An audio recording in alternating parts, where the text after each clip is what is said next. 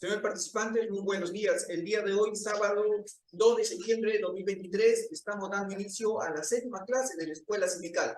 El día de hoy tenemos como ponente al señor Óscar Alarcón.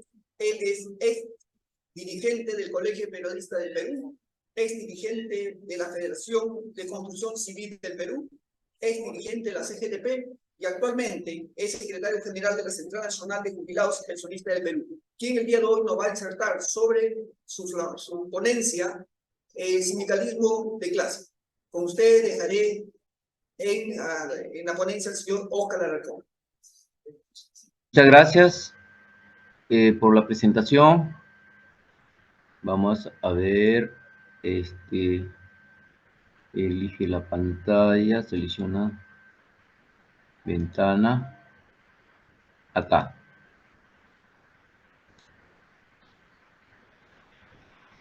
Estimados, con mi saludo a todos ustedes, quiero compartirles este tema que de alguna manera lo tratamos en anterior oportunidad, pero nos corresponde hoy completar esta parte que resulta interesante. Se trata de lo siguiente.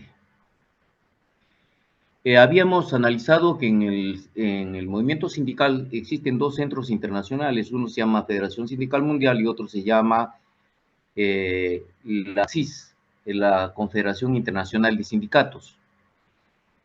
Habíamos visto también que el movimiento sindical internacional existe un sector que se llama el sindicalismo no alineado, que no está afiliado a ninguna de estas internacionales, pero que existen como movimiento no alineado, pero indudablemente tienen relaciones con cualquiera de las dos. De tal manera que eso existe en el plano internacional. En el plano nacional habíamos visto de que existen corrientes sindicales.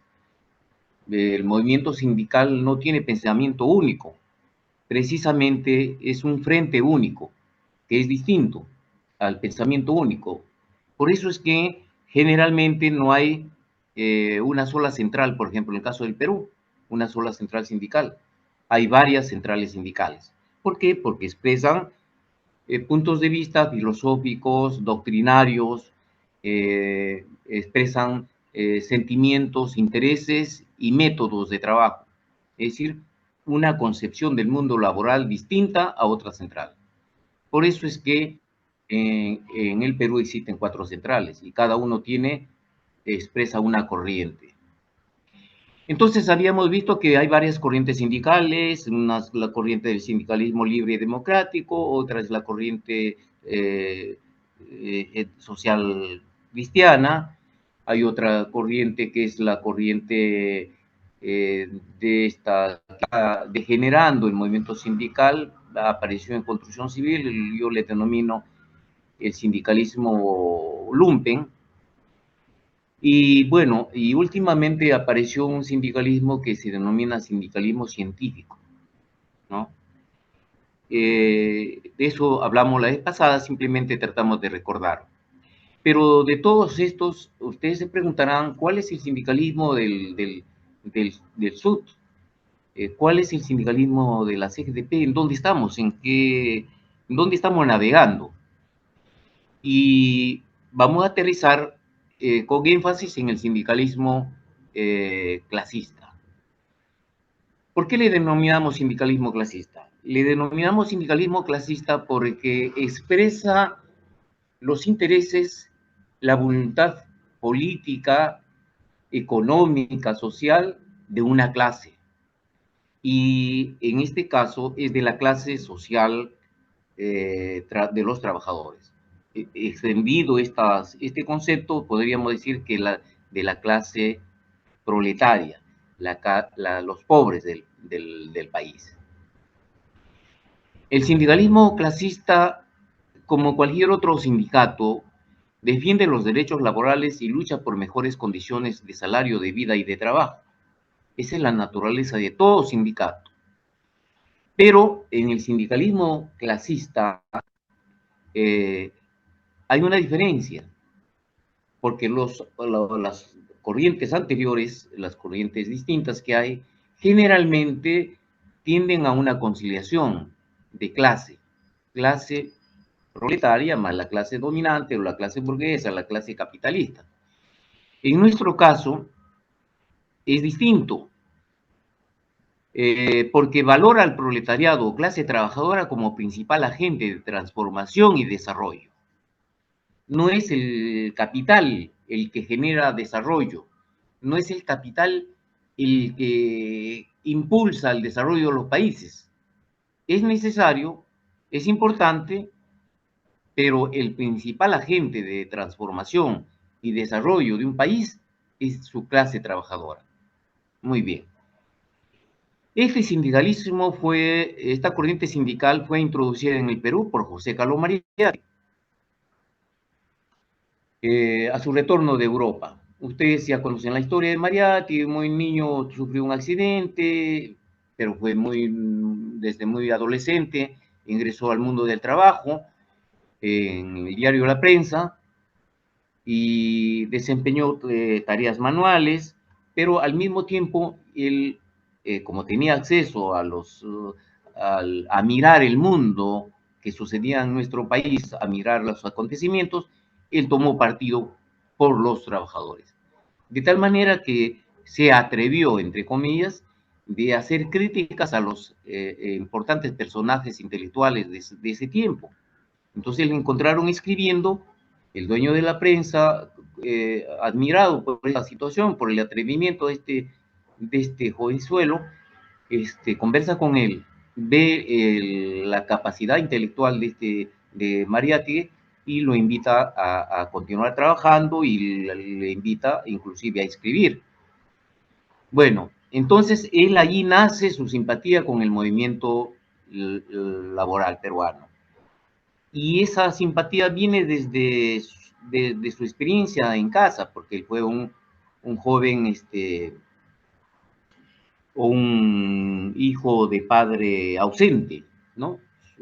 El padre abandonó a la esposa, etcétera, etcétera, y él sufrió junto a su madre las vicisitudes que puede tener todo niño de condiciones modestas, ¿no? Muy bien. Al viajar a Europa adquiere conocimiento de lo más avanzado de la época y acercándose en Italia al movimiento sindical de ese entonces, al movimiento de los trabajadores, asimila lo más avanzado de aquel entonces. Cuando retorna al Perú, hace todo un trabajo para llegar a la fundación de la CGTP, desde 1924 al 1929.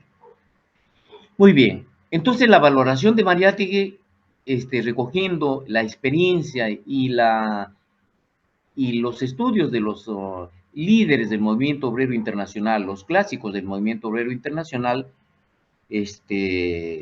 logra precisamente que se funde en nuestro país la CGTP.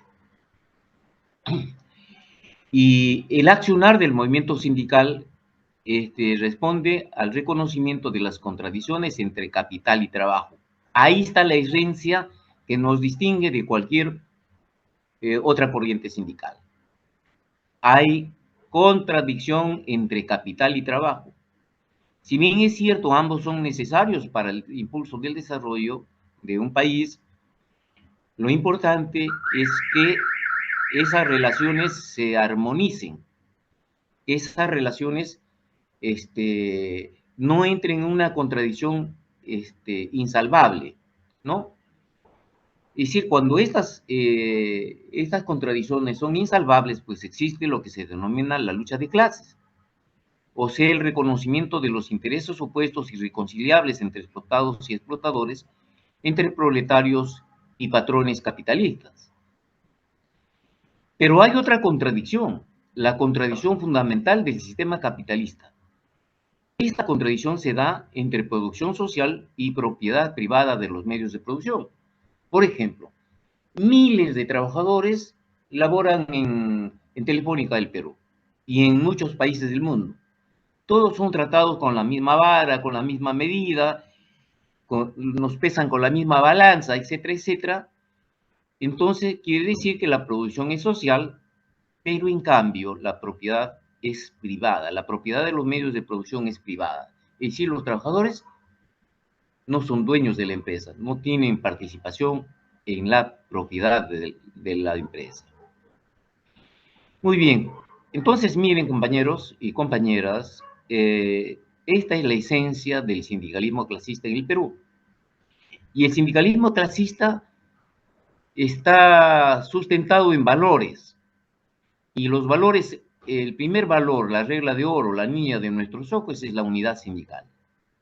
Porque somos un frente único, podemos tener distintas posiciones políticas, religiosas, filosóficas, doctrinarias, lo que quieran.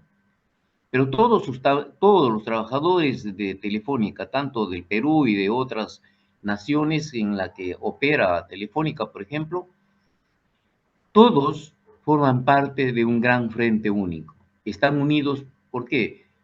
Por mejorar las condiciones de salario, de vida y de trabajo dentro de la empresa, porque consideran que las utilidades, que las ganancias que generan todos los trabajadores debe ser redistribuida de un modo más justo, más equitativo. Entonces, la unidad sindical es un elemento principal, el sustento del Frente Único. Dos, la consecuencia, terminar con la explotación del hombre por el hombre, es al fin y al cabo el destino de los trabajadores y generar una nueva sociedad. Los trabajadores no luchamos por un día, por un mes o por un año o por cuántos años. Los trabajadores luchamos toda la vida, pero nuestro objetivo tiene que ser consecuente y el objetivo histórico final de los trabajadores tiene que ser terminar con la explotación del hombre por el hombre y generar una nueva sociedad sin explotados ni explotadores. El punto 3 el valor tercero es la independencia de clase. El sindicato no puede depender, no puede tener una dependencia económica, financiera de la empresa, sino se está basado en el autosostenimiento de la cuota sindical, por ejemplo, donde sale un peñiscón a la remuneración y se deposita al fondo sindical con el propósito de tener una gestión sindical y una lucha exitosa por la defensa de nuestros derechos y la conquista de nuevos derechos. Entonces, esto está basado en el autosostenimiento. 4. La democracia. La democracia está basado...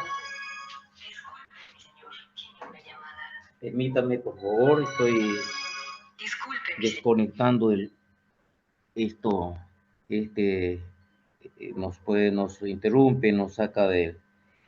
Vamos a ver acá, ya, muy bien.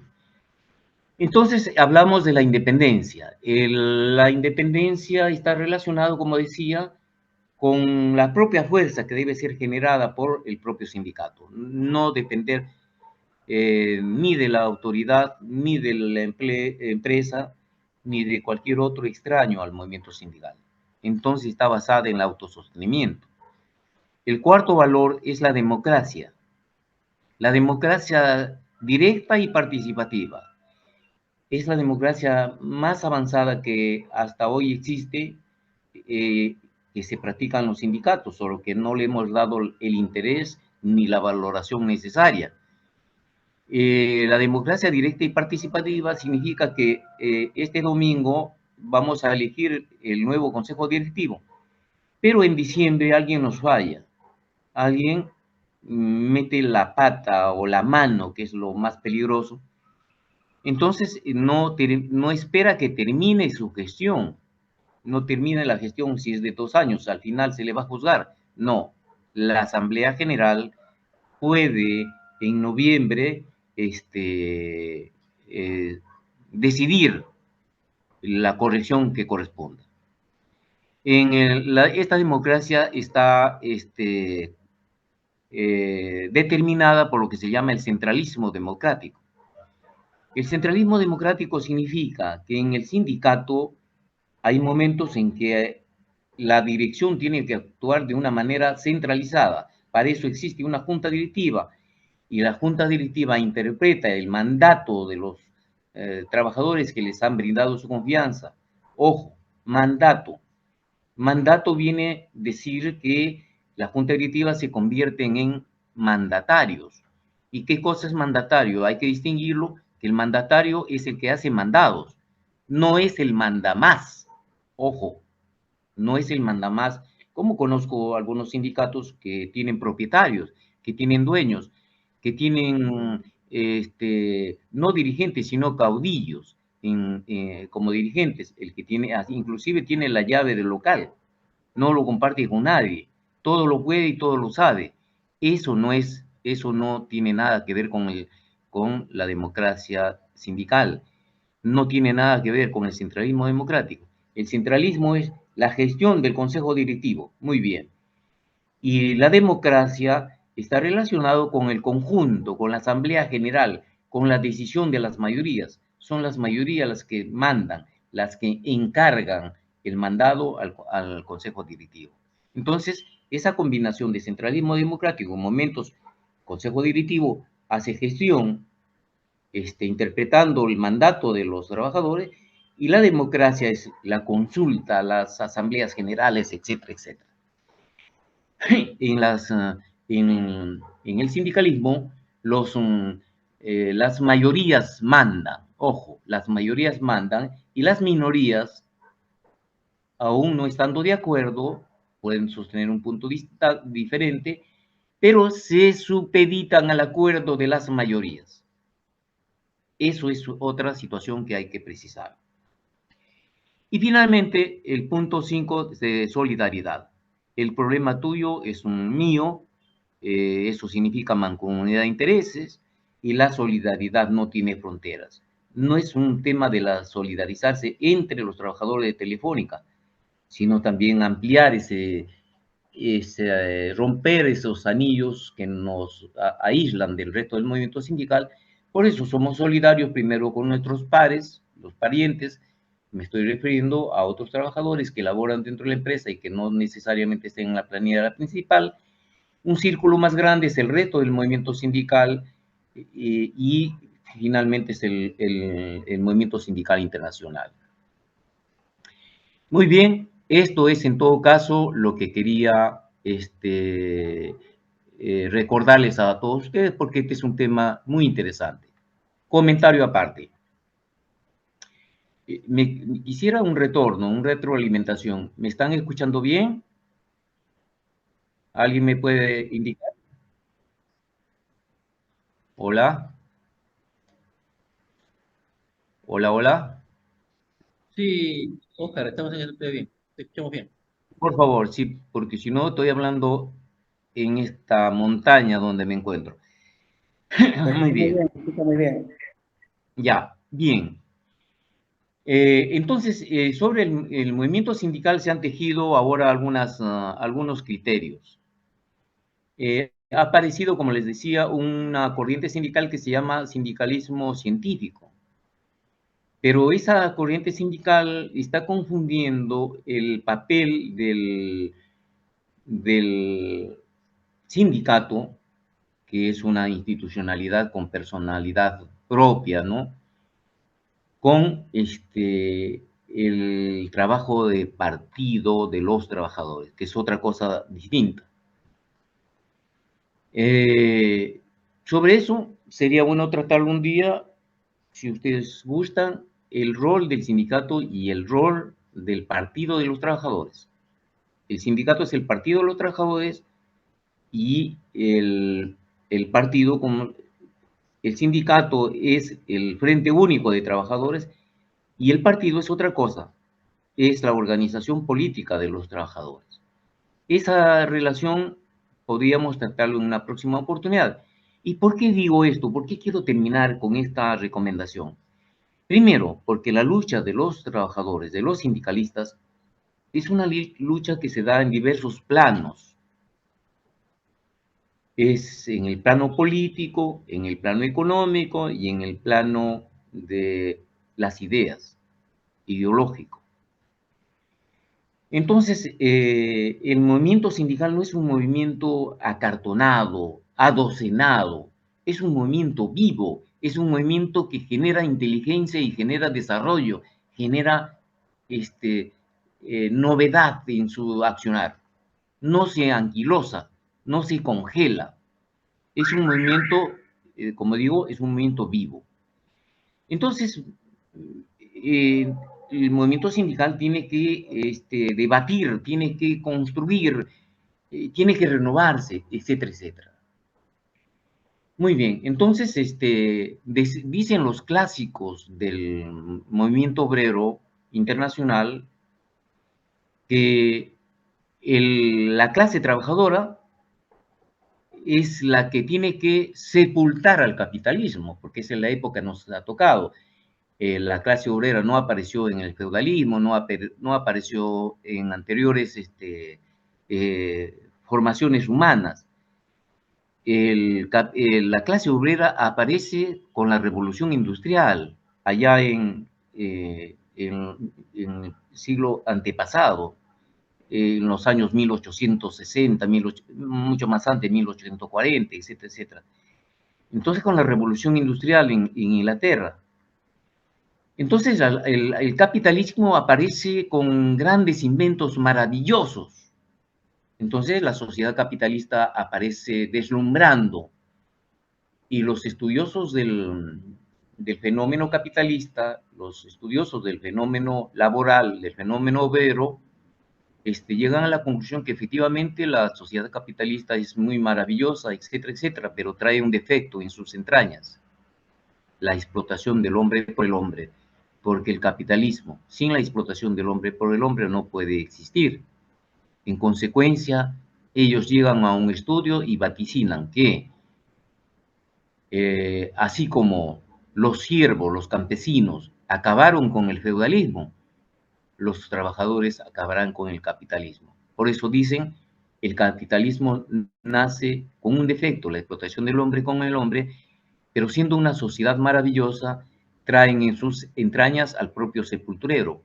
Ese es la clase trabajadora. Muy bien. Entonces, vamos a hablar un poco de estrategia y táctica sindical, porque hablaba de inteligencia, hablaba del debate, de las formas, de los esfuerzos que como clase trabajadora, que como movimiento sindical y como sindicalistas tenemos que hacer para el desarrollo del movimiento sindical. Me avisan cuando está faltando 10 minutos para terminar, compañero. Bien, como no puedo hacer retroalimentación, voy a seguir haciendo me gustaría que conversar con ustedes y que me opinen, si eso es posible, me indican. Por ejemplo, yo quiero preguntarles en esta diapositiva que ustedes están mirando, ¿cuál sería el ejército que ustedes le vaticinan un triunfo? ¿Alguien me puede decir? ¿Alguien me puede decir? Así, abuelo de pájaro, alguien me dice, en este cuadro, el que tiene posibilidades de triunfo, ¿es la izquierda o la derecha? ¿Me están escuchando? Sí, puede ser de la izquierda de repente. Izquierda. El de la izquierda. ¿Y por qué el de la izquierda? Debido a que tiene armamento más sofisticado que el de la derecha. Ajá, muy bien. Efectivamente, ustedes a una ligera percepción, yo pienso lo mismo, que el ejército con más posibilidad de triunfo es el ejército que está en el lado izquierdo, porque tienen más capacidad de fuego, tienen cañones, en la derecha no hay nada de eso. Podrá haber mucha voluntad, mucho ánimo, mucho patriotismo, pero el ejército de la izquierda tiene más posibilidades, ¿no es cierto? Muy bien. Entonces ya habíamos hablado que como si fuera una guerra, la lucha de clases es también eso, ¿no? Es también eso, una constante guerra, pero no es una guerra armada, es una guerra de intereses. Y en el mundo laboral, las clases sociales están en continuo conflicto. De un lado la clase obrera o trabajadora y de otro lado la clase burguesa o capitalista. Y tienen intereses contrarios y esta permanente contradicción se denomina lucha de clases. Los teóricos del capitalismo dicen que hablar de lucha de clases es hablar de la época de los dinosaurios. Para ellos eso no sirve. Sin embargo, eso es lo que se denomina la lucha ideológica en el terreno de las ideas, ¿no? Entonces vamos a ver este asunto también en su momento. Bien, entonces no es que haya caducado, es una realidad al margen de nuestra voluntad, al margen de lo que nosotros querramos o no. La lucha de clases existe. Alguien no quiere que exista la lucha de clases, no, bueno, no quiere, pero eso existe. Muy bien, al margen de nuestros propios deseos, nuestra propia voluntad. En esta lucha, los trabajadores han sido reprimidos a través de la historia, porque la clase capitalista que actualmente controla el Estado, a propósito, en el Perú, por ejemplo, no tenemos un Estado de los trabajadores, es un Estado que controla la clase dominante y que a cualquier intento de salirse de la ortodoxia capitalista, van a hacer todo lo posible, por las buenas o por las malas, de controlar su poder a través del dominio del Estado, del control del Estado. Entonces, ya lo saben, la experiencia nuestra es que alguien se atrevó, un campesino con sombrero y todo, hablar de cambios en el Perú, y ya sabemos dónde lo tienen, ¿no? Ese es el resultado de esta lucha. Y veremos por qué está, por ejemplo, un líder campesino, obrero, que por primera vez, sindicalista además, porque llegó a ser presidente y ahora está de presidente a presidiario. Es bueno saberlo y darnos una explicación científica, no una explicación partidaria, ojo, no una explicación partidaria, sino una explicación científica de los fenómenos que acontecen en el país. Bueno, entonces, ¿cómo controla el Estado? ¿Cómo controla la clase dominante el Estado? Lo controla a través de la educación oficial, donde nos enseñan a obedecer. Lo controla a través de los medios de comunicación, ustedes ya lo saben, y aquí tiene un nombre, ¿no? Le han dicho prensa mermelera, porque la prensa no está por encima del bien y del mal, sino porque la prensa es también son medios de control de la sociedad y son grandes corporaciones que en nuestro país están concentrados además. El 80% de los medios pertenecen a una sola empresa, a una sola corporación. Entonces queda poco margen para la competitividad o las ideas diferentes, para el debate, etc. Por eso es que tenemos que la prensa juega. Entonces tenemos también la institucionalidad religiosa. La institucionalidad religiosa, ustedes saben que las iglesias, estoy hablando de independientemente de la creencia que tengamos cada uno en el movimiento sindical, uno es libre de creer y es legítimo y es además inalienable. Yo no admito que alguien me diga por qué crees en este Dios o por qué no crees en este Dios. Es mi decisión única y voluntad. Ahí nadie puede ingresar. Sin embargo, nosotros tenemos que darnos una explicación científica y técnica de los acontecimientos. En eso reside también nuestra capacidad. Los dirigentes sindicales tenemos que ser capaces de dar explicaciones de esta naturaleza para mejor guiar a nuestros compañeros. Entonces, la institucional y religiosa, a pesar de las diferencias entre sus elementos, porque la particularidad no hace la regla, estamos hablando de la generalidad. Estos días en el sur del país, en Tacna, a propósito del Paseo de la Bandera, un obispo dio un mensaje más cerca a los trabajadores que al Estado, que al gobierno, y en delante de la presidenta. Entonces, es un buen mensaje, es un mensaje basado en el respeto a los derechos humanos, etcétera, etcétera. Sin embargo, esta particularidad no hace la regla. Estamos hablando de la institucionalidad religiosa que siempre está al servicio de la clase dominante, ¿no? Pórtense bien, si se portan bien, ganan el cielo, si se portan mal, ustedes van a ir para el infierno. Otra de los mecanismos de dominio son las leyes. A través de las leyes se establecen los mecanismos de dominación. No queremos el 0,1 y el 0,14, ya, eso nos quita economía, nos resta ganancias, nos resta utilidades, eso nos hace la vida imposible, dicen los capitalistas, dicen los grandes empresarios. Entonces hay que derogar y hay que hacer leyes favorables a la clase dominante. Y finalmente, cuando estas condiciones anteriores están en mayor riesgo, entonces entran los aparatos represivos.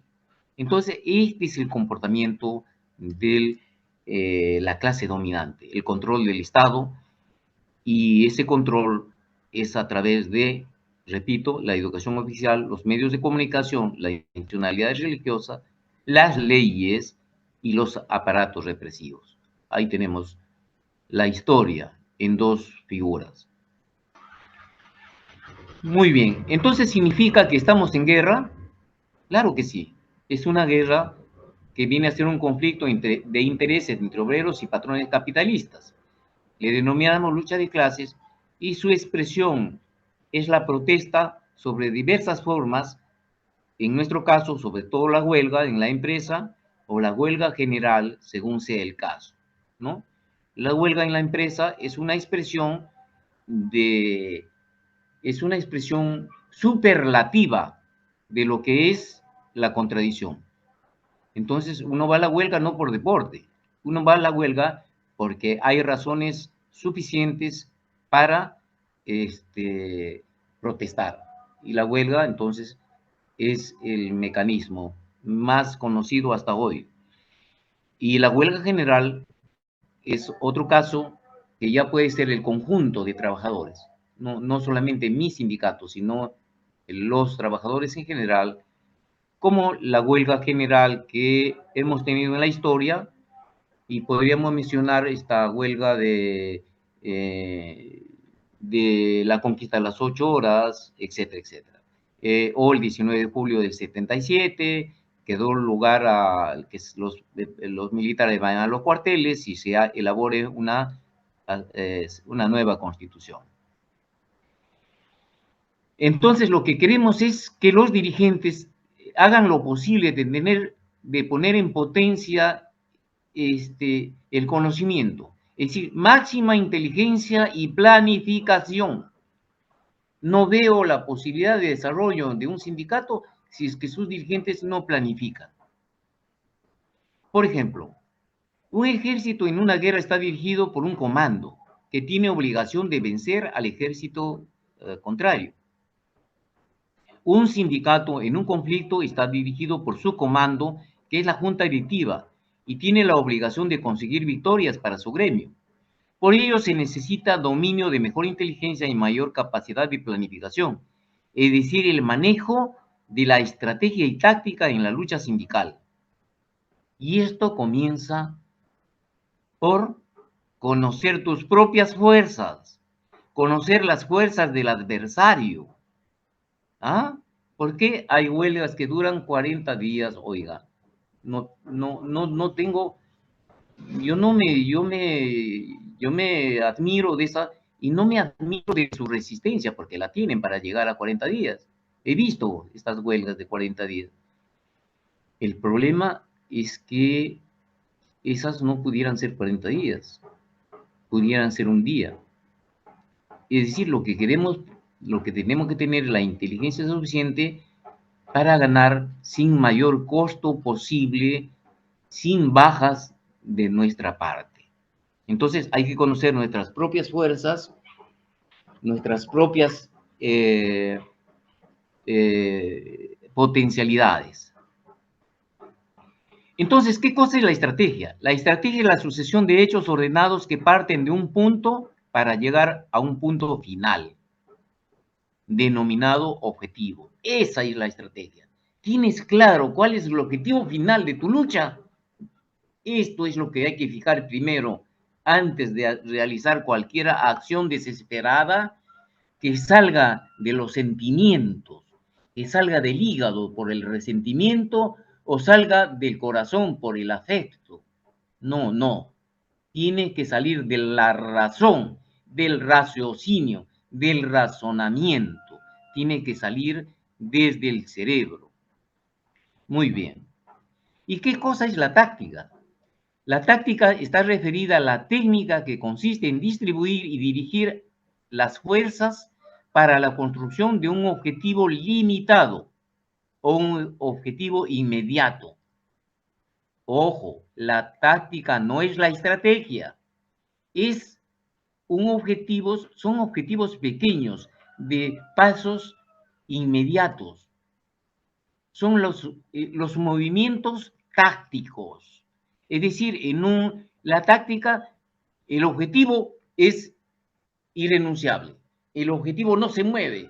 Tenemos que llegar a la punta de esta colina. Todos.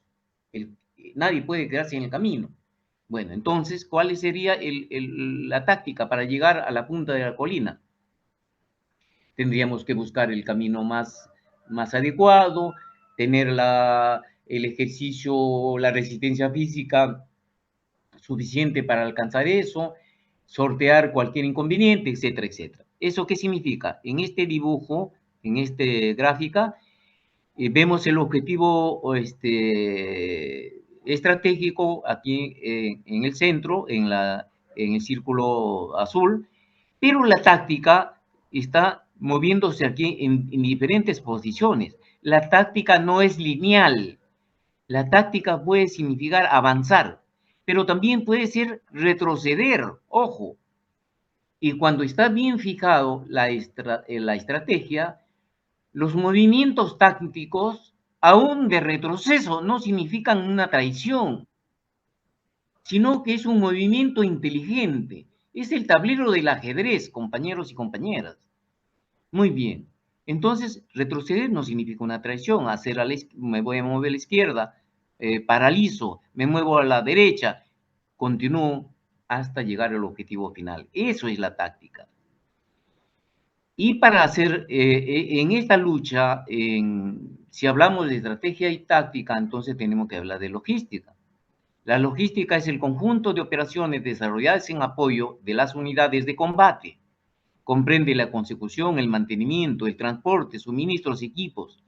Incluye el movimiento de fuerzas y su concentración en relación con la alimentación, el alojamiento y los suministros sanitarios. Es el apoyo logístico que procede de unidades de suministros, comunicaciones, transporte, etc., etc. Muy bien. Claro, el concepto es un concepto militar, pero en el movimiento sindical igual. Si tú te trazas como objetivo estratégico una huelga, la victoria de tu pliego de reclamos y te quieres ir a una huelga, la huelga no es el objetivo estratégico, ojo, El objetivo estratégico es triunfar con el pliego de reclamos, de los puntos más importantes del pliego de reclamos. Muy bien, ese es el objetivo estratégico. La huelga es un medio, la huelga pertenece entonces a la táctica, porque ese es un medio que nos va a llevar al objetivo estratégico. Pero para llevar al objetivo estratégico tengo que desarrollar movimientos tácticos. Por ejemplo, tengo que saber qué aliados tengo, si la prensa me va a apoyar, si los restos de sindicatos me van a apoyar, etcétera, etcétera, etcétera. Y la logística significa, si la huelga pues va a durar un buen tiempo, lo calculo, y necesitamos alimentar, los compañeros están en huelga, no van a llevar nada a casa, tengo que tener un fondo previamente previsto para las contingencias y no le doy el salario completo, pero sí le doy el 50% de salario en la huelga. El sindicato le está suministrando la logística. Muy bien, para hablar de estrategia y táctica, los sindicalistas, ojo, los sindicalistas digo ahora, porque ya los capitalistas vienen utilizando a Sun Tzu, el guerrero milenario, el guerrero chino, que escribió El arte de la guerra, y en la guerra comercial los capitalistas le están usando a Sun Tzu, y nosotros los sindicalistas ni siquiera lo conocemos, ni siquiera hemos comprado su libro que cuesta 3 soles, 4 soles en cualquier librería. Muy bien, El arte de la guerra es un libro de Sun Tzu. Describe las teorías para las batallas. Pero ojo, también aboga por la diplomacia. Ojo, el cultivo de las relaciones con otras naciones como algo esencial para la salud de un Estado. Es decir, prefiere ganar la guerra sin dar la batalla. He ahí la inteligencia, la capacidad de convencimiento, de diplomacia, de demostrar al empresario que lo que ellos dicen es inconsistente, que lo que nosotros decimos es justo y necesario.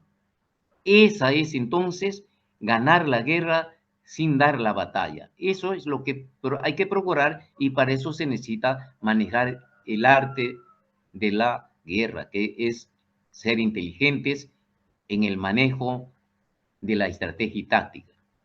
Los dirigentes sindicales tienen que ser expertos en la planificación y de la gestión y la lucha sindical. Tienen que conocer sus fortalezas, sus oportunidades en el momento de atacar. No puede ser igual hoy que ayer, ni lo de ayer es una regla válida para el día de hoy. Vean a Construcción Civil. Construcción Civil está luchando había resuelto sus reclamaciones sin sacrificio. Bastaba la diplomacia. En una mesa se sentaban y resolvían el problema. Pero hoy, este año, no sucede. Están saliendo a las calles para mandar a la Cámara Peruana de la Construcción aumentos por vía más uso de los mecanismos sindicales, como la movilización y probablemente sea la huelga. Entonces, las oportunidades. Tampoco se trata de una huelga cuando empieza un feriado o cuando todos estamos en fiesta, etcétera. Oportunidades. Conocer nuestras debilidades. ¿Cuántos somos? ¿Quiénes somos? ¿Nuestro ejército está en condiciones de ir a la lucha o no? ¿O no están animados? ¿El estado anímico? ¿Están en capacidad de combate o no? Tenemos que saber. Y saber y conocer cuáles son las amenazas, cómo está el ejército contrario, es decir, cómo está la empresa, qué alianzas tiene la autoridad a su favor, tiene el Estado a su favor, nosotros qué tenemos a favor, etcétera, cómo sorteamos esas amenazas. ¿Por qué? Porque el poder de los capitalistas es un poder omnímodo, ¿no? Ellos tienen la de ganar, si ellos tienen sus alianzas, tienen a las autoridades, tienen el gobierno, el control del gobierno. Entonces, desde arriba, para sobrevivir, lo que hacen es echarnos migajas, darnos una migaja, y hay corrientes sindicales que con eso se contentan, ¿no? Entonces, las corrientes sindicales de clase, o la corriente sindical de clase, que yo prefiero llamarle corriente sindical mariateguista, porque el padre y el creador de esto en el Perú es José Carlos Mariátegui. Entonces diríamos, el sindicalismo mariateguista tiene que tener la capacidad suficiente de análisis para resolver esta contradicción. Aquí estamos viendo cómo el comportamiento de los capitalistas, ¿no? Muy bien, hay sindicatos que se franelean con los empleadores, se abrazan, hasta toman hacen un brindis, etcétera, pero al final los capitalistas nos dan una patada porque ya no les vamos a servir a sus intereses, nos usan. El poder de los trabajadores, compañeros. ¿En dónde está el poder? Si los capitalistas tienen un poder que hemos señalado, tienen el control del Estado, entonces, ¿dónde está el poder de los trabajadores? Vean ustedes, los capitalistas tienen el poder y el control del Estado, las autoridades a su favor, tienen el poder económico y el poder político bajo su control. Entonces, ¿dónde está el poder de los trabajadores? Nosotros no tenemos eso. no tenemos el control del Estado. Debemos aspirar a tener el control del Estado. Por eso necesitamos que los sindicalistas sean también alcaldes de la ciudad, sean jefes del gobierno regional, sean congresistas. Los trabajadores, los sindicalistas deben ser candidatos, deben ser presidente de la República. ¿Para qué? Para ganar control del Estado. Muy bien, el poder de los trabajadores está en la cantidad. Mientras los empleadores son un puñado de gente, un puñado de capitalistas, los trabajadores somos muchos, somos mayoría. En el Perú, 16 millones de la población económicamente activa, ¿no es cierto? Entonces, los capitalistas es un puñado de dueños de este país. Entonces, pero a esa cantidad nosotros le agregamos el valor cualitativo, es decir, la calidad, la cantidad más calidad, entonces somos una clase que nos hemos transformado de clase en sí en una clase para sí.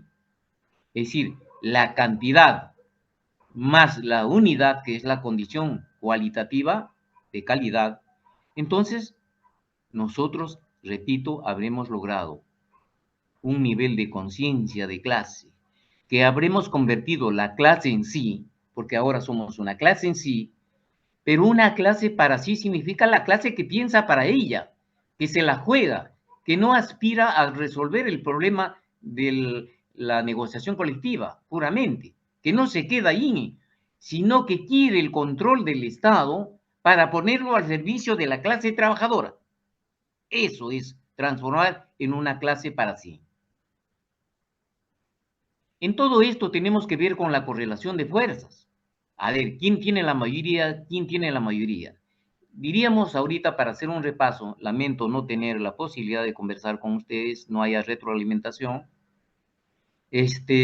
por el tiempo además, en este Perú, en este preciso momento, antes del 7 de diciembre, era una distinta correlación de fuerzas. La correlación de fuerzas era favorable porque teníamos un presidente sindicalista, con sus defectos y errores y horrores. No estamos justificando nada. Estoy hablando de que teníamos un presidente sindicalista. Que las cosas antes del 7 de diciembre eran distintas. La clase trabajadora tenía más posibilidades de buscar alianzas con el Ministerio de Trabajo, de buscar alianzas con otros sectores. ¿Por qué? Porque el gobierno predicaba cambios y los trabajadores estábamos de acuerdo con esos cambios. Pero después del 7 de diciembre cambió la correlación de fuerzas. El control del Estado pasó a tener el control de los capitalistas a través de los mecanismos que todos conocemos, que no es materia de nuestra explicación.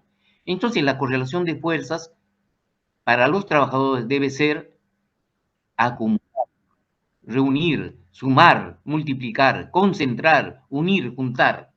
Es decir, nuestro método tiene que ser la suma y la multiplicación. Entonces, hay que hacer un trabajo de convencimiento para generar estos cambios. Decía que la correlación después del 7 de diciembre es distinta a la anterior. ¿Por qué? Porque hoy estamos en una situación de desventaja la clase trabajadora. El Ministerio de Trabajo ya no es nuestro aliado. El Ministerio de Trabajo es pro Confiep y probablemente deroguen la 014 o la 01. Entonces, fíjense, compañeros, que hay que tener en cuenta estos cambios, estas transformaciones. Y ojo, este no es un problema de personas, es un problema de un movimiento, de una concepción, de una administración, una forma de administrar el Estado. Bueno, entonces, para los trabajadores la lucha tiene que ser integral. La clase trabajadora tiene que luchar en 3 terrenos, ya lo dije creo al inicio. En la lucha económica, por una mejor distribución de la riqueza. Claro que sí. Las utilidades que generamos los trabajadores no se la puede llevar pues, solamente la melena de león, se lo lleva el empresario.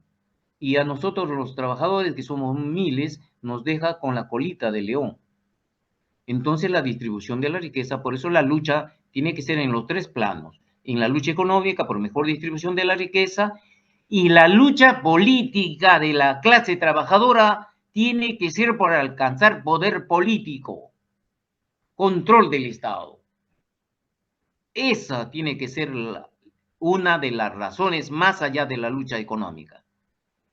Y la lucha ideológica es la lucha en el plano de las ideas.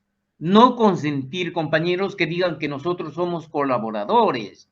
Ese se llama una desviación ideológica. Los empresarios nos quieren decir pues, que nosotros somos colaboradores de su empresa, somos buenos con ellos, somos colaboradores, no somos trabajadores. Nos quieren quitar la esencia de la lucha de clases, porque un colaborador con el empresario ya no es un trabajador, ya significa que no lucha, sino que es un colaborador de su clase.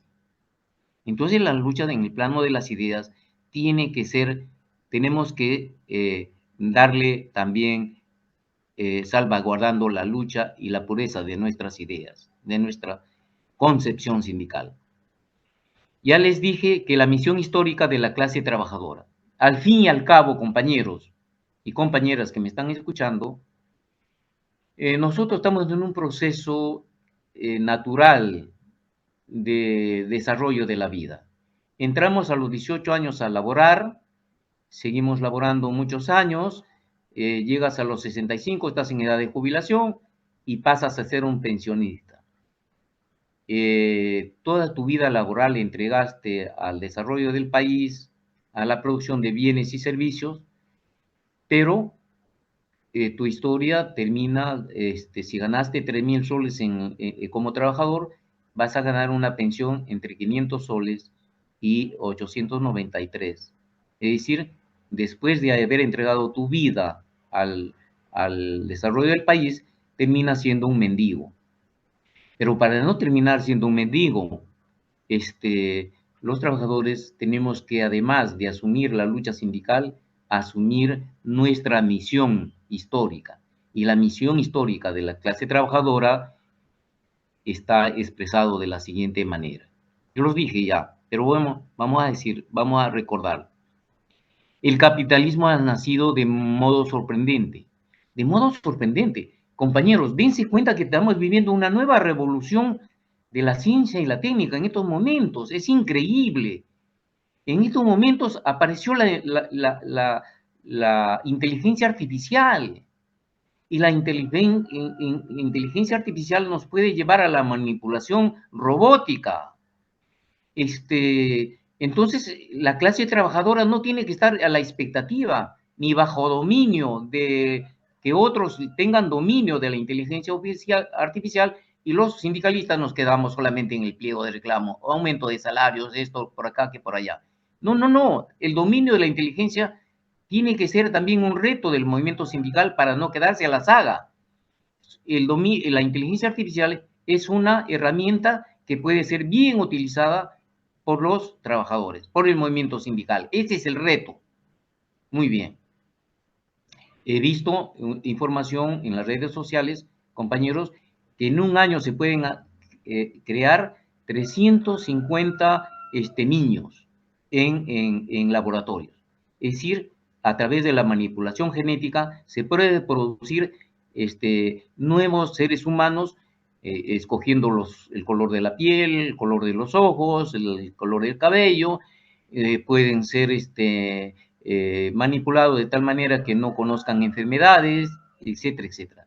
Ese es un gran desafío de la genética, de la manipulación genética hoy en día, que es una revolución que nunca hemos visto, gracias también a la revolución en la telemática, en esto de la comunicación, esto del internet, etcétera, etcétera, ¿no es cierto? Entonces, Carlos Marx nos decía que el capitalismo ha nacido de modo sorprendente, pero tiene que, para existir, necesita de la experiencia, perdón, necesita de la explotación del hombre por el hombre. Por eso, el capitalismo trae en sus entrañas a su propio sepulturero, que es la clase obrera. Y termina diciendo lo siguiente: en una de sus obras muy importantes, le llaman El Manifiesto, en la lucha, dice, contra la explotación capitalista, los obreros no tienen nada que perder, tan solo nuestras cadenas que nos atan a la explotación. El manifiesto se llama Manifiesto Comunista porque viene de común, cuesta 3 soles o 4 soles en cualquier librería y es bueno leerlo porque a un sindicalista lo educa, no lo obliga a hacer tal cual cosa, o creer o no creer, sino que los sindicalistas debemos leer para fortalecer el conocimiento, y el conocimiento en el cerebro no pesa, no ocupa un lugar que nos cause dolor, sino nos va a causar una mejor visión para ver el camino por donde la clase obrera tiene que recorrer y los dirigentes tienen que guiarlos, tienen que ir adelante con la lámpara de Diógenes al mediodía. Esa es la labor ¿Y por qué la palabra comunista? Porque viene de común. ¿Y por qué la sociedad empezó en lo común? Porque el hombre, al parecer sobre la tierra, no necesitaba explotarse unos a otros, sino necesitaban vivir en común, apoyo mutuo, en comunidad. La comunidad hacía que, frente a las inclemencias del tiempo, los cambios climáticos, los inmensos animales, etcétera, todo era una vida en común. Hasta que aparecen los jefes, los mandos, etcétera, y aparece las sociedades con tribus, con jefes, etcétera, y aparece después la sociedad esclavista, donde los esclavistas se crían descendientes divinos, hijos de la divinidad. Entonces ellos podían disponer de los seres humanos como si fueran caballos, como si fueran animales, como si fueran cosas que se pueden vender y comprar en los mercados. Y eran pues propiedad de un amo y señor y tenían que trabajar como bestias de carga. Eso culminó, no por obra y gracia divina, no por obra de la Melchorita, por decir un poco de en broma las cosas, sino por obra y gracia de los propios esclavos que se dieron cuenta que los señores esclavistas, los amos, no son distintos a nosotros, que eran iguales y que era falso, que eran divinos, y por lo tanto empezaron las grandes movimientos de los esclavistas, las grandes rebeliones de los esclavistas. En Semana Santa pasan una película que es de un líder de los esclavos, no recuerdo el nombre, pero bueno. Y después esta sociedad, ante el avance de la lucha de los esclavos, la rebelión de los esclavos, se transforma y aparece la sociedad feudal. En esa transformación ya los antiguos esclavos son libertos, gozan de libertades. Y entonces los dueños, los antiguos esclavistas, partidarios de la libertad de la gente, se convierten en dueños de las tierras, en ducados, principados, en los reinos, los dueños de las tierras. Y los antiguos esclavos se convierten en siervos y para sobrevivir les dan un pedazo de tierra donde pueden cultivar para alimentar a la familia. Pero un día los campesinos se dan cuenta de que esas tierras no los pueden heredar, no los pueden vender y aparecen las revoluciones campesinas y traen abajo el feudalismo, terminando con lo que ustedes conocen, la Revolución Francesa. Después, estos esclavos, descontentos que no quieren seguir sirviendo al amo y señor, van abandonando los campos y forman los grandes asentamientos humanos, le podríamos denominar así, porque se llamaban burgos. Y entre los burgos, para sobrevivir, necesitaban hacer algo, crear algo. Entonces crearon ellos, se convirtieron en artesanos, con sus propias manos fabricaban los telares, los zapatos, los sombreros, los vestidos, etcétera, etcétera, ¿no? Entonces eran artesanos. Pero un día alguien se dio cuenta de que había inventado una máquina de tejer y el dueño de la máquina le dice, oye, tú sabes hacer esto, entonces mejor, ¿qué te parece? Yo soy el dueño de la máquina, yo te pago un salario para que hagas los trabajos que yo quiero en esta máquina y a cambio te voy a dar unas monedas. Y así apareció el salario y progresivamente aparece el capitalismo con la revolución industrial, porque esas maquinitas que antes eran rudimentarias se convierten en grandes máquinas de producción y aparece los trabajos sin horarios hasta 16 horas, etcétera, las tareas, etcétera, etcétera. Entonces apareció el capitalismo y apareció la clase obrera y apareció el salario, la compensación por el trabajo, ¿no? Bueno, entonces dicen los clásicos, dice Karl Marx, que la clase, así como los esclavos y los campesinos acabaron con sus sociedades desde entonces, la clase obrera terminará con la sociedad capitalista, que la clase obrera será sepulturero del capitalismo. Entonces, ese es un tema que vale la pena también que en una próxima oportunidad podamos tener eh, una, una conferencia.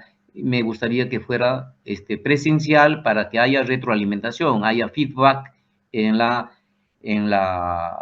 intervención y no sea el único que habla acá, ¿no? Entonces, esto no es recomendado técnicamente, pedagógicamente. Pero bueno, ahora lo estamos haciendo así, espero que me hayan escuchado y, y agradecerles mucho, pues, ¿no? Aquí tenemos lo que les decía, no somos un tablero de ajedrez para hacer movimientos tácticos y estratégicos, ¿no?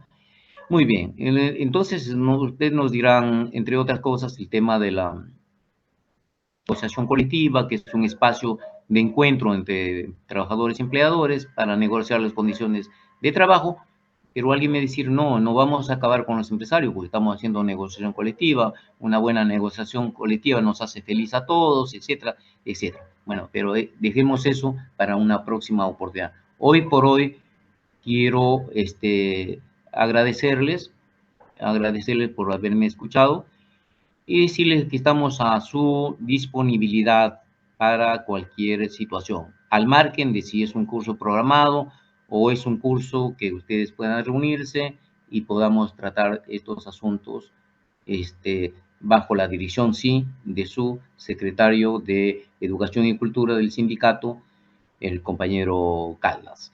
Muchas gracias, compañeros, y me gustaría que me hagan llegar sus preguntas, por favor. Vamos, participantes, muchas gracias al ponente por su impecable tema que ha tocado, el sindicalismo de clase. Más bien invito a todos los participantes a formular sus. Hago el conocimiento que el siguiente ponente ha tenido un contratiempo, esperemos que ya llegue unos minutos y mientras llega, entonces podemos formular unas preguntas. Por favor, a ver, pueden abrir su micro.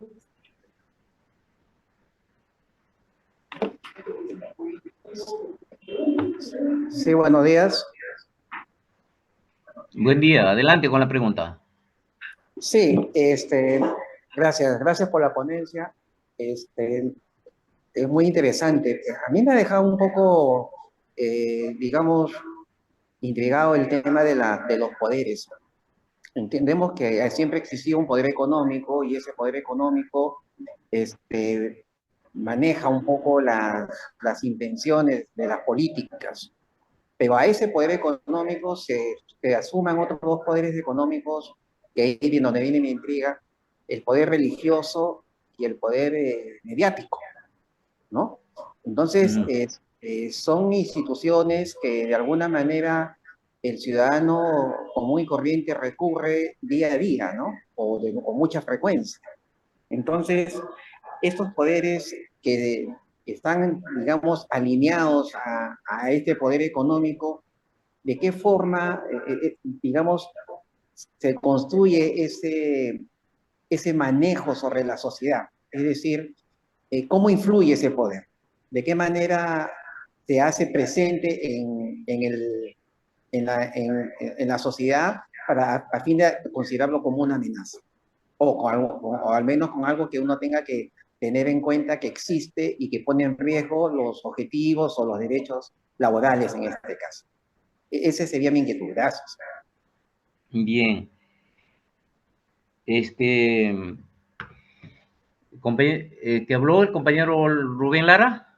Sí, Rubén Lara, gracias. Bien, compañero Rubén, usted ha dicho lo que efectivamente lo hemos sostenido.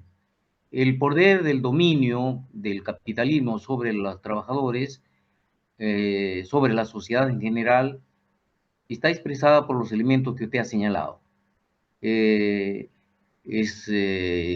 Lo habíamos especificado, es la educación oficial, los medios de comunicación, es la iglesia, eh, entre otros aspectos, ¿no? Entonces, y a través de las leyes, a través de eh, si para ellos no les basta eso, entonces tienen los mecanismos represivos, ¿no? No solamente la ley les basta, sino también el mecanismo represivo. Entonces, finalmente, eso es un gran riesgo, un gran peligro. Con la OIT se ha morigerado. La OIT pretende armonizar las relaciones entre capital y trabajo. La OIT precisamente juega ese rol, ¿no? Es un rol positivo en tanto nosotros, los trabajadores a nivel mundial y a nivel nacional, podamos afianzarnos en sus hechos que son más o menos son relaciones armónicas. Entonces, no estamos en contra de eso, nos parece interesante. Y hay otras sociedades en que rechazan a la OIT porque dicen que estaría aliándose con los poderes capitalistas. Bueno, en nuestro caso no sucede eso, no tenemos esa experiencia. Pero esta situación del dominio del poder capitalista que controla el Estado capitalista, ¿por qué tenemos un Estado capitalista? Porque vivimos en una sociedad capitalista, porque nosotros nunca hemos experimentado otro tipo de sociedad. Entonces, la lucha de los trabajadores tiene que darse en esos tres niveles. En el nivel económico, ya dijimos, tiene que ser por mejor distribución de la riqueza. Es decir, no solamente quiero que te lo lleves tú la melena de león y me dejes con la colita, yo quiero participar en la melena del león. Entonces, ahí está la lucha económica, ahí está la justificación del por qué debemos mejorar las condiciones de salario, de vida y de trabajo, que es la esencia de todo sindicato. Muy bien. Pero también en la lucha política, y la lucha política tiene que ver con el control del Estado. ¿Para qué queremos controlar el Estado nosotros? ¿Y por qué no dejamos que los capitalistas sean siempre los que controlan el Estado? No, porque tenemos una lucha de clases permanente y queremos el control del Estado por parte de los trabajadores para ponerlo al servicio de los trabajadores. ¿Ah? Ojo, al servicio de los trabajadores. Entonces, nosotros tendremos el control, la dirección del Estado para decir, las relaciones laborales son así, A, B, Z. Esto es lo que se debe cumplir en el país y los empresarios, no se trata de convertirlos en una situación de despropósito, sino también de armonizar y decirle, pues ustedes están al servicio de la clase trabajadora y sus utilidades se van a compartir y se van a compartir del modo siguiente, ¿no? Recuerdo mucho lo que decía Evo Morales en una gira internacional. Nosotros hemos salido de nuestro país al extranjero en busca de socios, no en busca de patrones. Ojo, qué interesante, me parece hermoso, me parece hasta poético esa frase que lo dijo, porque efectivamente, si usted le da una mirada a Bolivia, ha logrado, por ejemplo, que en el caso de la minería se revierta el estado situacional anterior, donde el 80% de las utilidades se llevaban las empresas y quedaba el 20% para la nación. Entonces ahora las cosas son relaciones más equitativas donde el empleador, el empresario, el que ha invertido, se lleva más o menos en condiciones aceptables, ¿no? Aceptables, y esas utilidades sirven para afianzar el desarrollo nacional. Y el mejor distribución de la riqueza se hace a través de los programas o las actividades, programas sobre todo sociales, ¿no? Por ejemplo, la seguridad social es una mejor distribución de la riqueza si es que la seguridad social se sostiene por el empleador, el trabajador y el Estado, los tres actores. Pero en nuestro caso ya verán que en el Estado capitalista peruano, a partir de los 90, con las reformas regresivas de Fujimori, tenemos que solamente el trabajador aporta el 13% para las pensiones, el 0% el empleador y el 0% el Estado. ¿Se dan cuenta? Y en la seguridad social de la salud solamente aporta el empleador el 9%, el trabajador no aporta y el Estado no aporta. Pero el 9% que aporta el empleador, ¿de dónde sale? Sale de las utilidades que han generado los trabajadores. Así que, pero ellos tienen la posibilidad de decir, nosotros somos los que aportamos, por lo tanto, nosotros también somos dueños de la seguridad social de la salud.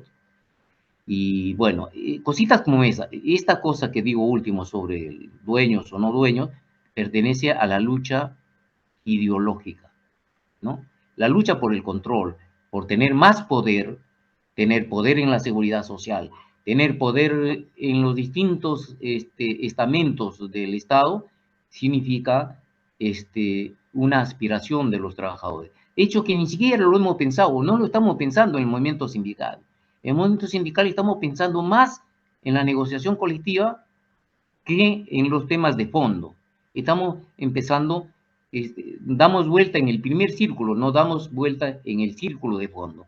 Entonces, compañeros y compañeras, la lucha por la lucha política tiene que ver con el control del Estado. Postulen, sean dirigentes. Alguien ha dicho, oye, no hablemos de política en los sindicatos. Hay una corriente sindical que no admite hablar de política en los sindicatos. Claro, igual decimos nosotros, no me interesa tu partido político, que vengas a predicar tu partido, porque yo tengo el mío, etcétera, etcétera. Eso no nos lleva a un buen terreno. Pero sí hablemos de política, porque la política hay que entenderlo como una ciencia, como un arte del manejo del gobierno y de la sociedad, porque a diferencia de los animales, los seres humanos nos movemos en una sociedad, y una sociedad necesita ser, tener sus mecanismos de control, sus mecanismos de comportamiento, etcétera, etcétera. Tener la escuela, tener diversas instituciones que administran la sociedad. En cambio, los seres inferiores se manejan en manadas, en bandadas, en piaras. Entonces, ellos no necesitan, ellos no son políticos. La naturaleza ha determinado que solo el hombre es un animal eminentemente político. Por lo tanto, debo hablar de política como ciencia, como arte del dominio del Estado. De eso se trata, ¿no? José Carlos Mariátegui, con el que me emparento en todo, yo digo que, por eso digo que el sindicalismo clasista debe llamarse sindicalismo mariateguista. Mariátegui decía sobre política lo siguiente: la política es hoy la realización de un inmenso ideal humano. La política se ennoblece, se fortalece, se desarrolla. La política se dignifica si es revolucionaria. No es la figura que vemos hoy de delincuentes que se ponen, arman un grupo político, un partido político, lo inscriben, etcétera, ya son partidos y son bandas de criminales. Bueno, ese es otro tema que lo conversaremos, pero compañero, los trabajadores no debemos quedarnos solamente en la lucha reivindicativa, sino también en la lucha política y en la lucha ideológica. ¿Alguna otra pregunta?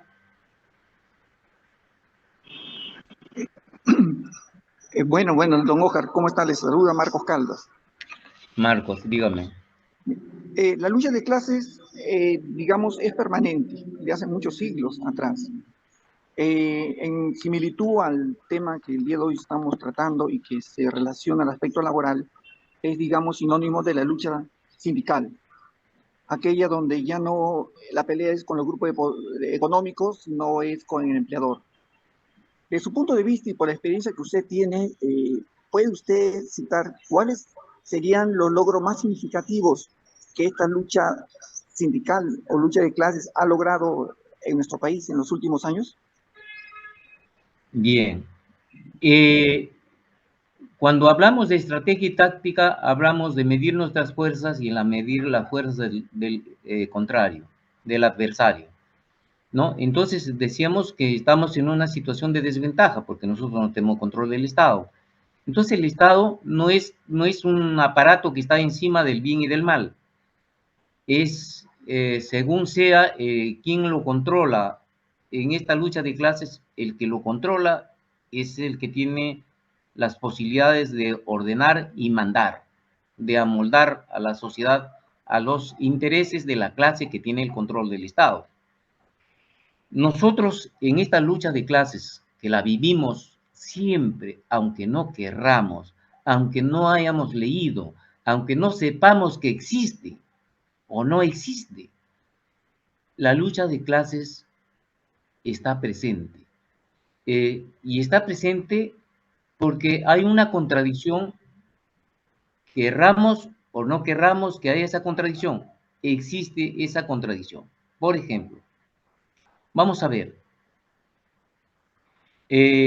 ustedes habrán escuchado hace más de un mes o antes de la movilización del 19 de julio, que el señor Roque Benavides, un gran representante de la minería en el Perú, dueño de minas, por supuesto, y Anacocha es una de ellas, habló, en esta situación, ¿son ellos o son nosotros? Así lo dijo. En todo caso, voy a conseguir para tenerlo en cada reunión y si ustedes no lo han leído, pues léanlo. Dice que hay que terminar con ellos.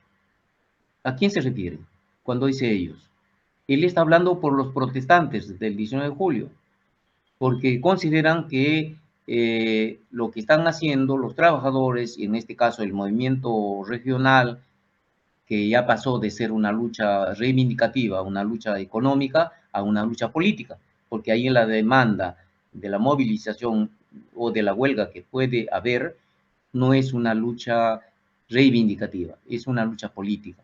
¿Por qué? Porque ahí está más claro el control del poder del Estado, ¿no? Y los trabajadores, las regiones, los pueblos se movilizan porque no quieren este gobierno, quieren un gobierno distinto, quieren que haya una constitución política de por medio como una forma de generar la nueva arquitectura del país. Bueno, entonces en esa lucha el hombre sale y da declaraciones y dice, se trata de la supervivencia, ellos o nosotros, y alguien en esta lucha tiene que ganar y otros tienen que perder, lo siento.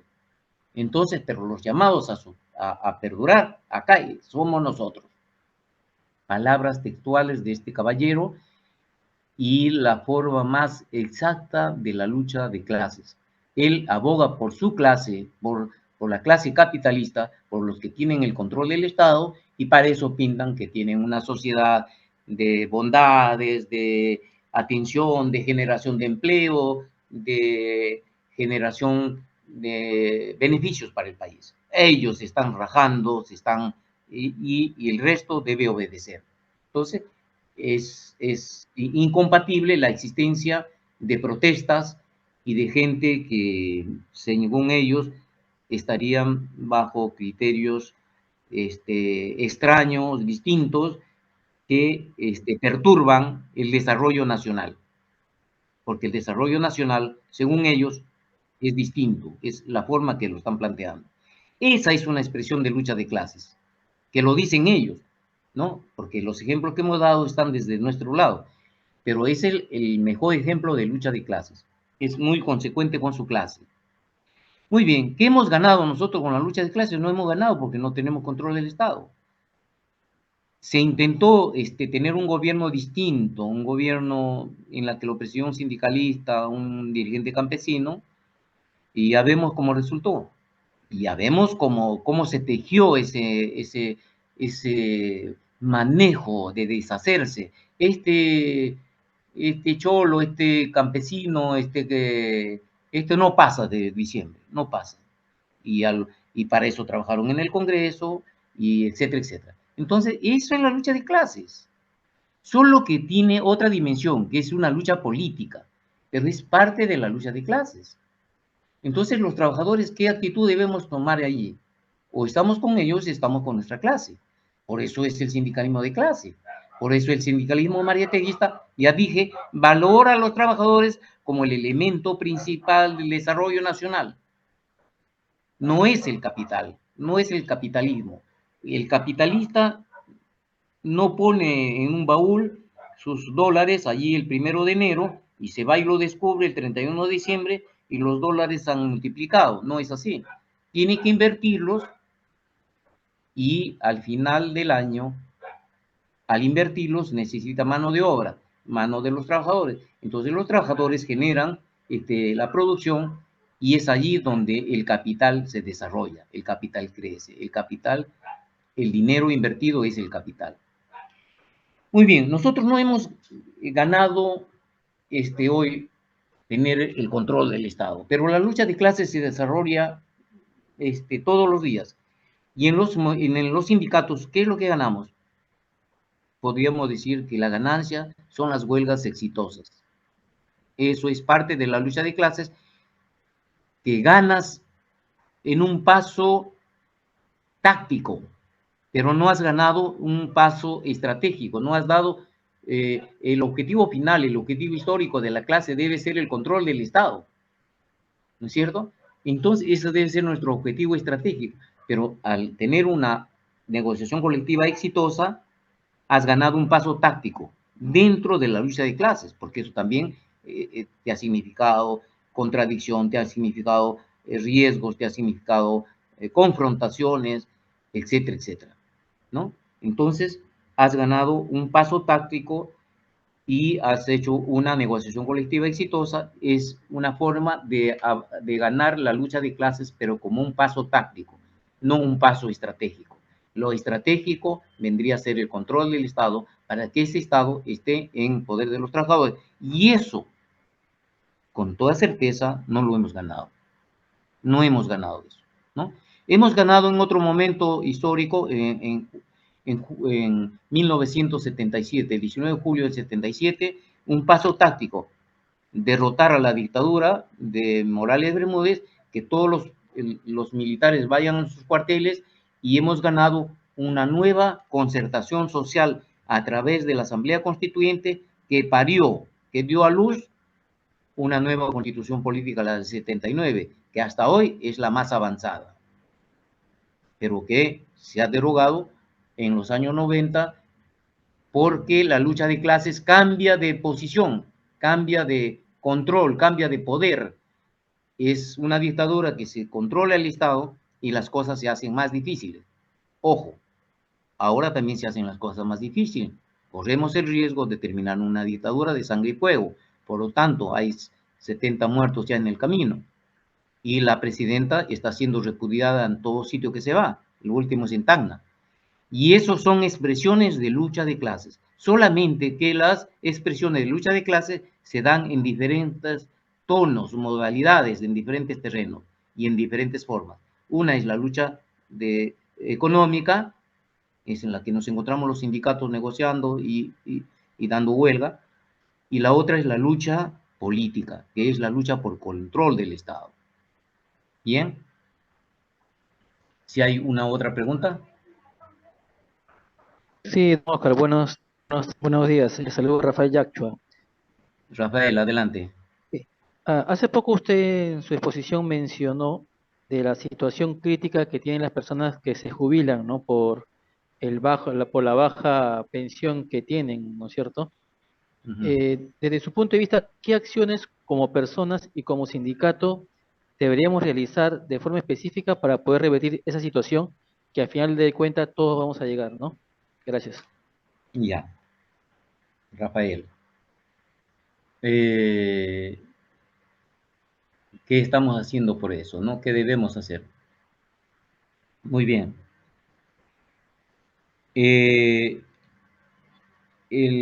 Esta también es una expresión de lucha de clases, porque las reformas del año 90 con Fujimori separaron a lo que era el Instituto Peruano de la Seguridad Social.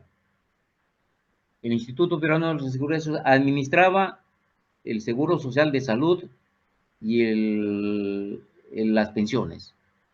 Se hizo esa reforma regresiva, esa reforma pro privatización, que se aparten por un lado, la ONP, se creó la ONP para que administre las pensiones, donde el trabajador solamente aporta el 13%, solamente el trabajador, y por otro lado el tema de la seguridad social, donde solo el empleador pueda aportar el 9% de su planilla.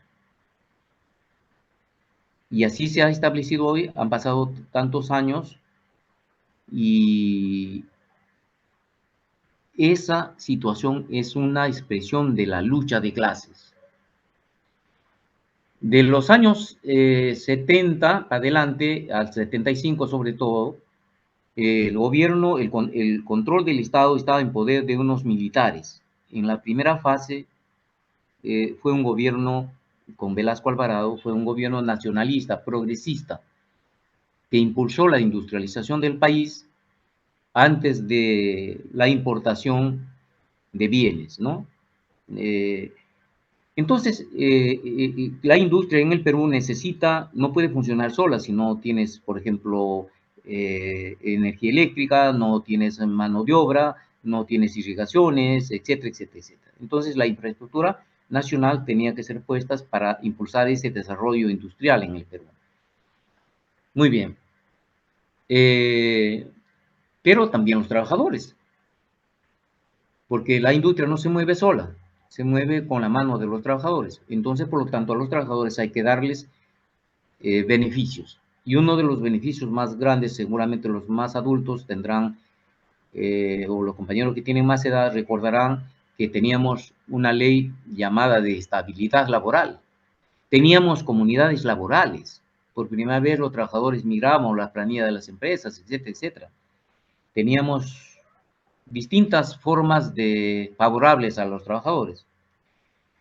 Eso cambió en 1975, en agosto del 75, y es un gobierno regresivo que empieza a devolverle, por ejemplo, a los antiguos dueños los medios de comunicación que habían sido confiscados y ponerlos al servicio de los trabajadores.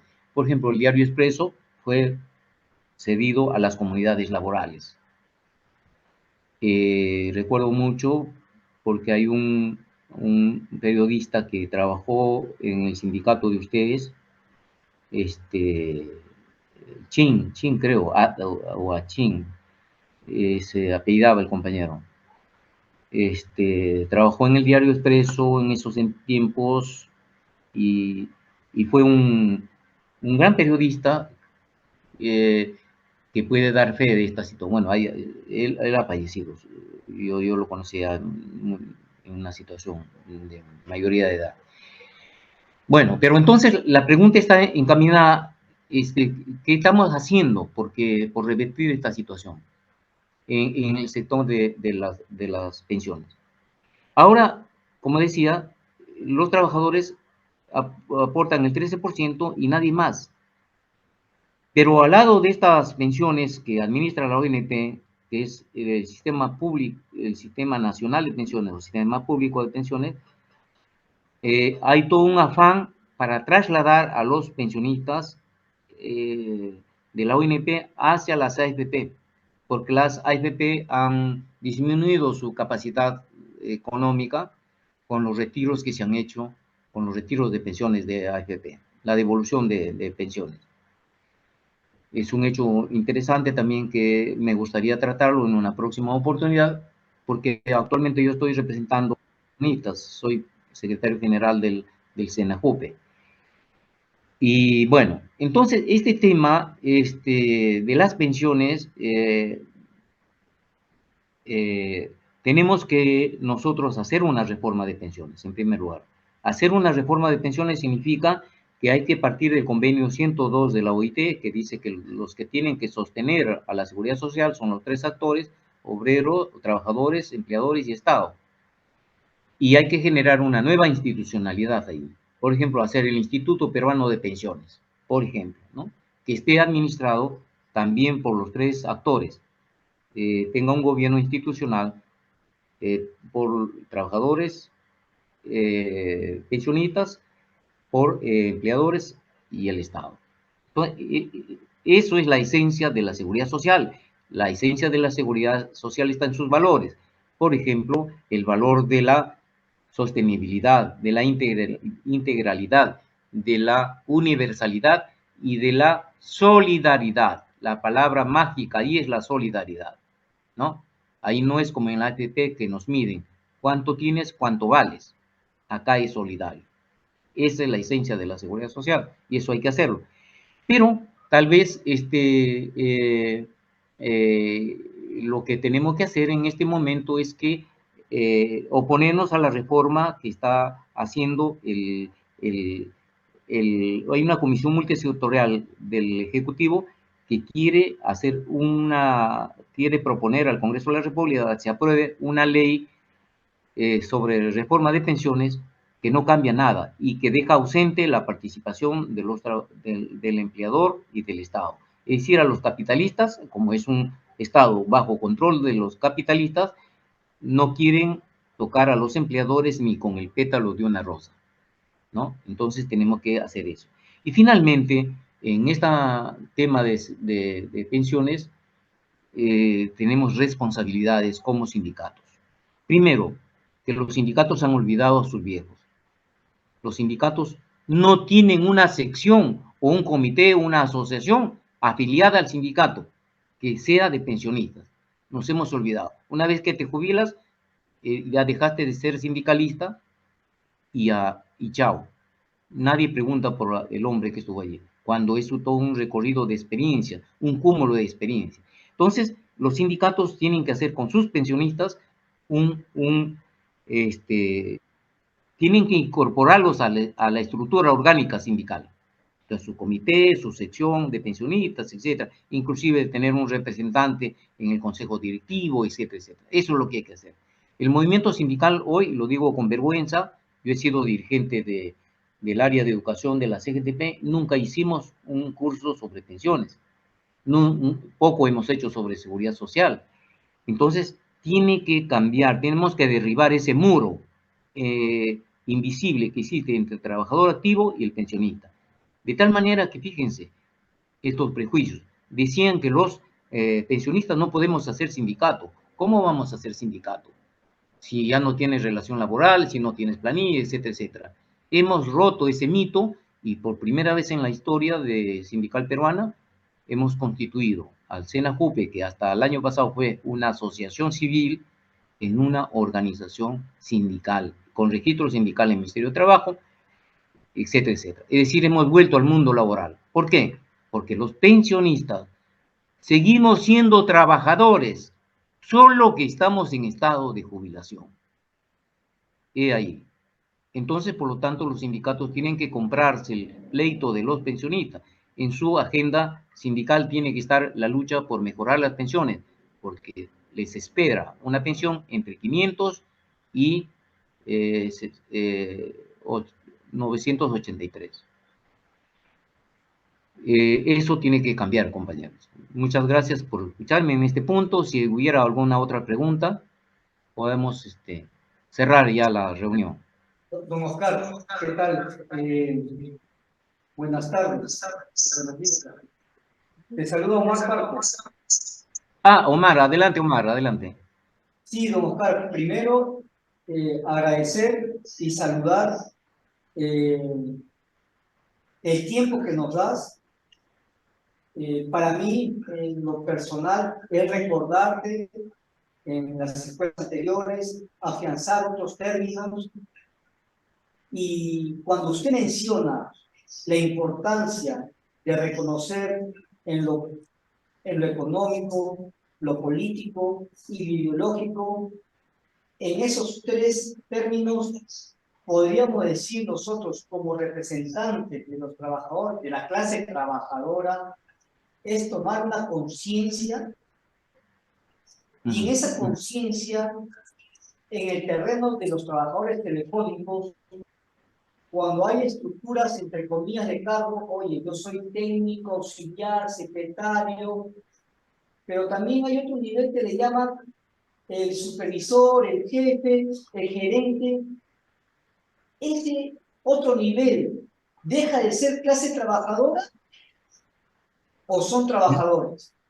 Ajá. Porque son muy ajenos, muy diferentes. Y en ese sentido, perdemos unidad. O es como hoy en día las empresas ingresan cuadros jóvenes con el mal llamado cargo de confianza y se sienten una vez más diferentes a los trabajadores, pues, que muchos de nosotros militamos en una organización sindical. Y en ese sentido, don Oscar, ¿por qué esa indiferencia? ¿Por qué esa separación? Y quizás en su experiencia, don Oscar, ¿cómo podríamos romper eso? Gracias. Gracias, gracias. Gracias, Omar. Y puedo decir lo siguiente. Esto que me está diciendo es el análisis concreto de una situación concreta, en el caso que sucede dentro de la empresa de ustedes. Muy bien. Sí, pues, recuerden que los capitalistas, a través del control del Estado en los años 90, con Fujimori, desaparecieron sindicatos, importantísimos sindicatos que otra hora eran bastiones de lucha, desaparecieron con él. Pero me voy a referir solamente, para recordarles a ustedes, a la Federación de Empleados Bancarios, ¿ya? La Federación de Empleados Bancarios, en la época de Fujimori, desapareció porque fueron reemplazados por los cajeros automáticos, porque sacaron a los veteranos que tenían muchos años de trabajo y fueron reemplazados por jóvenes que les pagan la remuneración mínima, etcétera, etcétera. Y al sentirse de trabajar en un banco, es toda una categoría, entre comillas, etcétera, etcétera. Te da un estatus diferente, inclusive a otro trabajador. Muy bien. Y entonces, esa gente llega al trabajo y no tiene conciencia de clase. Es de la clase trabajadora, pertenece a la clase trabajadora. Entonces, quiere decir que pertenece a la clase en sí. Pero cuando adquiere conciencia y se da cuenta que es víctima de la explotación, que su trabajo es útil para generar la producción, para generar plusvalía, entonces el hombre ya no pertenece a la clase en sí, no es un cualquier elemento, uno más del montón, sino es un hombre pensante, que se da cuenta, un hombre que analiza y estudia, y se da cuenta y dice, adquiere conciencia de clase. Conciencia de clase es la que debemos procurar que nuestros compañeros adquieran. Pero eso no se va a adquirir por imposición. Oye, cambias o no cambias, no por medios coercitivos, sino a través de la formación sindical. Entonces, a través de la persuasión, de las buenas maneras, de los buenos modales, del convencimiento, del uso de la inteligencia. Entonces, hay compañeros que les ascienden de categoría. Inclusive he visto en el sector público, he visto sindicalistas, son dirigentes sindicales y eso les sirve como un pivote para adquirir un puesto más arriba, una categoría superior. Y cuando ya adquieren esa categoría se convierten en pro empleador y ya dejan de ser sindicalistas.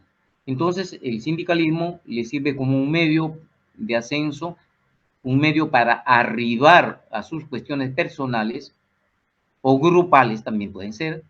Entonces, ese compañeros se convierten en compañeros que no que su conciencia de clase ha sido rebasado por sus intereses personales. Un compañero con conciencia de clase es un compañero que no renuncia a tener las mejoras de economía, no renuncia a eso. No renuncia a tener mejores posiciones en la estructura de la empresa, no renuncia, pero sí lleva en su cerebro, en su conciencia, esa claridad del cambio, esos mecanismos del cambio. Lleva claridad porque él es consciente, por más cargos que tenga, por más gerente que sea y más remunerado que sea, sigue siendo un trabajador. Sigue siendo un trabajador. Y por lo tanto, tiene conciencia de que es un explotado más, solo que está en la estructura empresarial, en las estructuras de mandos, está ubicado en mejores condiciones, en mejores puestos, en mejores mandos. Pero ese compañero es también un trabajador. Entonces, si él tiene conciencia de eso, entonces diríamos que es un compañero que tiene conciencia de clase y por lo tanto, él ha pasado a otro estado. Él pertenece a la clase para sí. Mi clase es, yo soy parte de esta clase. Es mi clase, ha dejado de ser de la clase en sí para pasar a ser la clase para sí. Es consciente, es un trabajador consciente, un obrero consciente, un empleado consciente, es un trabajador consciente. Si antes se manejaba que los médicos, los profesionales generalmente tenían un estatus que estaban por encima de los trabajadores, no, compañeros. Hoy el médico, el funcionario, etcétera, en cualquier situación que se encuentra, es también un trabajador. Por eso es que tiene sindicato. Y por eso es que también sale a la lucha, sale a la marcha, sale a la movilización, emite comunicados. ¿Por qué? Se ha proletarizado. Las capas medias en diversos países como el nuestro se ha proletarizado. Y la labor de un obrero con conciencia de clase o un obrero consciente, como se dice, un obrero consciente lo que tiene que hacer es ganarlos a ellos hacia las posiciones de la clase para sí. Eso es lo que hay que hacer, compañeros. No, todos somos trabajadores, todos somos trabajadores, a excepción de los capitalistas o los dueños de la empresa o los dueños del capital. Ellos están en la vereda de enfrente, nosotros estamos de este lado. Bueno, muchas gracias. Me están timbrando que ya debo entrar a una reunión programada también y les agradezco por haberme escuchado. Yo quisiera que esto no termine hoy, sino que podamos estar siempre relacionados y como les ofrezco mi participación en cualquier momento que ustedes lo deseen, sea de modo presencial mejor. Gracias. Bien, gracias, don Oscar. Agradecemos enormemente su participación. El día de hoy, señores, hemos tenido la presencia como ponente del señor Oscar Alarcón, ex dirigente del Colegio de Periodistas del Perú, es dirigente de la Federación de Construcción Civil del Perú, es dirigente de la CGTP, actual secretario general de la Central Nacional de Jubilados y Pensionistas del Perú. Agradecemos a todos su participación el día de hoy y nos despedimos con un fuerte aplauso a nuestro señor Oscar Alarcón.